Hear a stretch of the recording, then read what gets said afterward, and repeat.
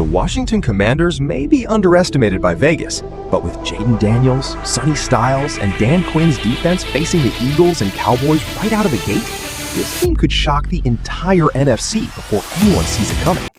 Here's more potential good news for the Commanders.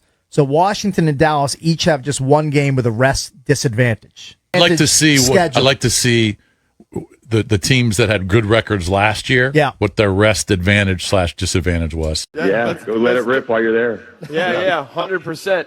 Well, so how are you feeling about after the rookie camp? No, can I just ask, can we sign Stephon Diggs?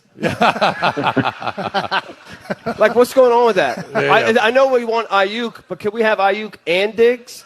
We're working hard and doing well with the guys we got. You know, like Adam and his crew, man, they're always digging and working. But we really like the crew that we're working with right now, and they're absolutely busting their ass.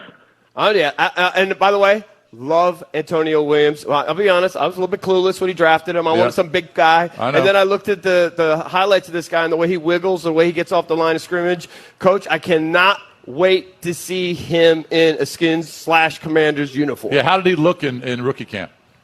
You know, I think one thing that you say, like right off the bat, like, man, this guy has feel. He knows when to stop. He knows, how to adjust. He just has like awareness already as like a big-time receiver. He's got great hands, great movements to go. So, yeah, he's off to a hell of a start. We've got 15 rookies here that are kind of into the space, and he has definitely been one that has absolutely jumped out. He's got real skill about him. So, yeah, we're really pumped about Antonio. What is it that jumped out at you guys when you were scouting him? Is there one particular trait? I think when you see him and when everybody sees him as a route runner, you're going to see him absolutely be able to break people off. It's option routes, in-breaking routes, out-breaking routes, all the different elements that go along with that. As a route runner, he can stop, he can change direction, he's explosive. Those are a few of the things that jumps out to us. But it's just the feel. Like, it's not just a height, weight, speed thing. Like, this guy's got real natural feel as a receiver. And I think, like, that can be a hard thing to measure, but when you see it, you know exactly what it looks like, and Antonio has it, man, in the biggest way. We're joined by Washington Commanders head coach Dan Quinn. He's our mystery guest as we're here at the Starboard in Dewey Beach. Coach, I have an unabashed man crush on Sonny Styles. I love that. So do I, by the way. At 7. So tell me how surprised you and Adam were that he was actually available at 7. What has he shown you guys so far? I know you guys have big plans for him on the defense. We do, and the more time that you spent with him during the process growing up, you just thought, man, this is like what an ideal fit for how we want to play, the style we want to be about, like what he stands for as a ball player and as a dude. And so he came in on our visit here. Adam and I had gone up to Ohio State. He also came to a visit here. And while he was here, man, we just kind of tried to put it in the atmosphere. Right, you're going to be back here. And we were thrilled, man, when he was there at that spot. And, it was super easy decision for Adam in that one. Like, once that person was there, when there was a trade just before us, those are the moments that you hold your breath. And a little bit like, rules of Fight Club, don't talk about Fight Club, Right. And so when we had a chance to select him, man, we were pumped. And probably just seeing him, being around him, over the last couple weeks has only reinforced, what he can bring to our club, which is really cool. Another guy I'm super excited about, Coach, is Leo Chenal. When you signed him and learned more about him and all of his attributes and the things he could potentially bring, how does drafting Styles affect the plan to use him and both those guys together? Yeah, we want to use them all, and that's Frankie as well. You'll see some three-backer packages, a good bit of the time.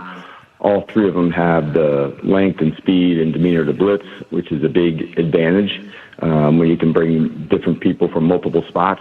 One of the things about Leo, although he's got good size to him, man, like the guy can absolutely fly.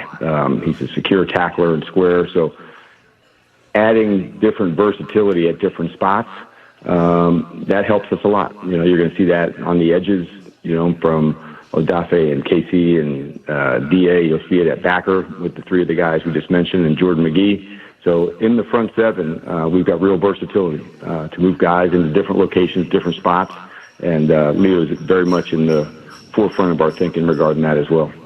DQ, we've been talking about the schedule the last few weeks because, that's what we do in May. because the NFL does a great job of kind of hyping it up. How did you feel about, let's just talk about the opening month, at Philly, at Dallas, Super Bowl champs at home, and then the Colts in London. How did you feel about that? Yeah, I actually love when we get to start the season against a division opponent. It just kind of sets the tone and the mindset, right from Jump Street. So I like those spaces to go. And then after that, it seems like this year there's more division games earlier in the season than was last year. Right, last year. More them towards the end. So it's exciting. You know who we're playing all along, but just to see it all flow out and where it is. You talked about us going over to London in Game 4. So kind of just putting the whole plan together now of, where you travel and what to do, all of those things. But as far as it goes, I kind of love where the opener sits in terms of having a division game. That's usually one of my favorite things. The look-ahead lines for the Commanders, they're only favored in 5 games this season out of the 17 they play. So certainly Vegas doesn't think too highly of them. Obviously, we just went through, that I think much higher. Sure, which is good. Let's go to you. What is the most important 3-game stretch of the season? Well, I don't think it's the opener, right? I don't think I think the hardest is the first 3 games. Yeah. But I look at some portion of the Giants Thursday nighter, Cincy Monday night, Arizona, or like Cincy, Arizona, Tennessee. Like that 3-pack right there, that 4-pack is where you have teams that were at least bad last year. And you've got to try to beat the bad teams. That's how you are at least a middle team in the NFL. That stretch of those 4, you got to win 3 of them. So that's my most important 3-game stretch, I believe, was a superlative. It was. You did 4, which is okay. I said any of those 3. Any of those 3. I know. Any combination of those 3. For me, and maybe this is more based on how I expect the season to go and what I picked here, but I think those final 3 games of the season, sure. If you're sitting there on the verge of the playoffs or on the verge of winning the division and you end the year with the Vikings, the Jags, and the Cowboys, that's an opportunity to win a couple ball games that you're going to need if you want to make a run as you're going into the playoffs. So to me, final 3 games. 2 roadies and then a final that may have some Cowboys fans in the stands. I mean, you need to play well. Things have to matter for Week 18 to be burgundy and gold, I would say. Absolutely, because it seems like Cowboys are at least going to be in the conversation for division/playoffs there. The Commanders have to make sure they get there.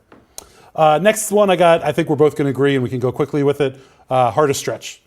Games 1 through 3. Yeah. Easy. Totally. We can skip right through that. Yeah, 100%. Next one I got is, what game are you most looking forward to? I'll start. It's going to be going to London. Sure. We had so much fun there in 2017 when we went. There was so much. Bruce Allen poured me a beer. Dan Snyder was behind the bar pouring beers too. It was a wild ride. It's a different world. Remember we tried to take the Facebook Live into the sports book? Yeah, that guy was not happy. He was not pleased. I don't get manhandled very often. We ran into LeVar Arrington in the middle of the street. Yeah, so that was a wild time. London's going to be a lot of fun. Pod Party's going to be awesome out there. I think that game's just going to be a lot of fun. I think a lot of fans are going to travel overseas for it, just like we saw in Madrid.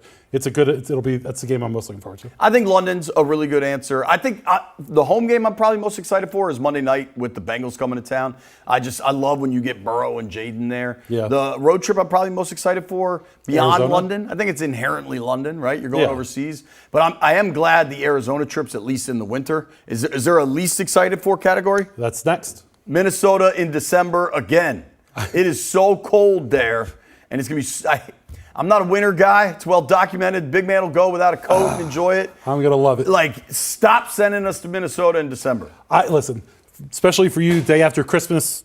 Knocking stuff over. I don't know what that was, but day after Christmas, having to go to Minnesota, not the most ideal place to go. We don't know that yet, right? Like It's either the Saturday the 26th or Sunday the 27th. But Minnesota in December is tough. The only small piece of it I like is the redemption factor. I like the opportunity for Durante Jones to go back there, play against his old team. I like Jaden to go back there, Dan Quinn, the whole group to get there. Dan Quinn's had one fireable game in 2 years, and that was it. To lay an egg coming off the bye like that in Minnesota last year, I don't think they would have. He built up far too much goodwill. But if Josh Harris was like, that is unforgivable, it would have been warranted because that performance was unforgivable. Yeah, absolutely. They responded nicely down the stretch, but it was far too little too late. The final superlative that we have for your 2026 Commanders season is, what individual matchup during the season are you most excited for? And I'll start and give you a chance to think it over just because kind of is a little bit out of left field. But to me, it's going to be Week 3 against Seattle for Jaden Daniels, David Blau, the whole offense. I expect Jaden to bounce back. I think that this is going to be a big season for Jaden. I think that's a really good early season test, particularly being at home to have an opportunity to go out there and show who they're going to be on offense. So week 3, Seattle at home, that's going to be a tough one, but I think it's going to be an important barometer for where they are. I'll go a specific matchup. Yeah. I think week 1, Sonny Styles in the middle of this defense against Saquon with the Eagles. I think the rush defense for Washington has been so poor, but also Washington's ability to just completely give up coverage in the middle of the field. I want to see what impact Sonny Styles can make right away. And I think it's a really good matchup against the Eagles week 1 to kind of judge that. My asterisk other one that I had was week 2 against the Cowboys, and all these are early on. But for the defense, particularly the secondary, to get a chance against both those Cowboys receivers, Dak's going to be healthy at that point, throwing the football around. It's going to be a good test for what this defense looks like. And that offensive line in Dallas isn't quite what it's been in years past. Hopefully that front 4/7 are going to be able to get after Dak and cause some problems. Yeah, dude. I mean, to that point, I'm excited to see Owe, and he's kind of now the lead dog on the edge, and what can he get done? And they'll need him right away. Yo, mic check 1 to 2, -1, -2. Game over for this video, folks. Smash that like button, drop a comment, and subscribe to stay in the huddle for more. This is NFL Madness, bringing the heat and signing out.